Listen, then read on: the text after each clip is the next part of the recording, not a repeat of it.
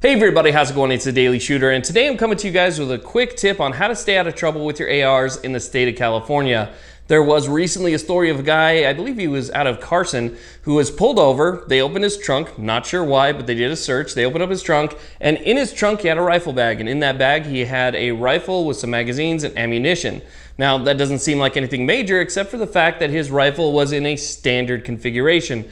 That means that by California state law, it was considered an assault weapon. That guy was arrested, he was thrown in jail, he's gonna face thousands of dollars in legal fees and fines, possibly even go to jail, and you know, who knows what else could happen to this poor guy. But if he would have done just one simple thing to that AR, he would be at home right now with his family, not worrying about his bills. So I want to talk to you guys about that one simple thing that you can do to make sure that you stay out of trouble.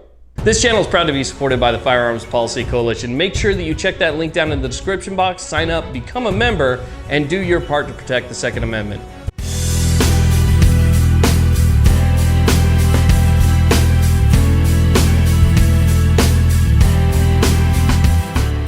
Now, first things first, I want to apologize for all the echo that you guys hear. I try and keep the audio as clean as possible on this channel, but I'm undergoing some pretty major changes right now, which we'll talk about in just a few days. And so for the time being, there's just a little extra echo, and I want to apologize for that.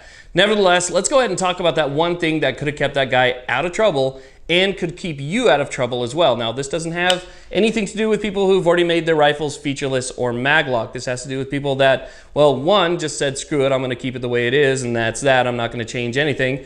And you know, civil disobedience is a fantastic way in order to fight back. So for those people, this video is for you. I guess it could also be for people with featureless rifles that maybe have questionable parts on them, like an angled foregrip that might have some vertical pieces, or a compensator that has some prongs on it. It's not a flash hider, but you know, to an activist prosecutor, it could be considered. So for those people as well, you might fall in this category as well. But here's one way that he could have stayed out of trouble and you could stay out of trouble. Simply take the upper and the lower and take those two apart. Either while you're storing it, maybe you're worried about something happening and somebody seeing it while you're storing it, or while you travel.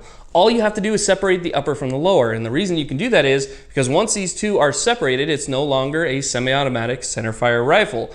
That's what you need in order to be considered an AW in the state of California. So if you have these two halves separated, even if they're in the same bag, that's all he had to do is take the upper and lower apart, throw them in the same bag, and as long as these two are not connected, he would have been perfectly fine. He would have been on his way, and that would have been that. Same thing applies to if it's in your house. If it's in your safe and maybe a warrant is issued or something like that, and they come by and they find the two separated, there's nothing they can do because, again, the upper and lower are separated, so it can't be considered an AW because it's not semi-automatic, it's not centerfire. It's completely legal to keep that way. So if you are a little bit sketchy about things like that, then that might be one way to stay out of trouble. Another really easy way that you can do it is simply remove the bolt carrier group. If you remove the bolt carrier group, once again, this is a part that helps it be centerfire and semi-automatic, right? So simply removing the bolt carrier group, again, makes you compliant and gives you a way to store it and travel with it without having to take the upper and lower apart or anything like that. Take the bolt carrier group out. When you get to a spot where you know you're going to be shooting and you feel safe with it, then you can go ahead and put it back in. But once you put it back in, or once you put the two halves back together and they have the non-compliant features on both of them, that's where you're going to get yourself into a little bit of trouble. So I'm not necessarily telling anybody to break the law. I don't expect the police to come knocking on my door for that one, but I'm just telling you that's a good way to stay safe if something is questionable and you want to store it or travel with it. So, you know, one of my big goals on this channel here is to help people understand exactly what's going on. I try and answer a lot of questions, and sometimes I make videos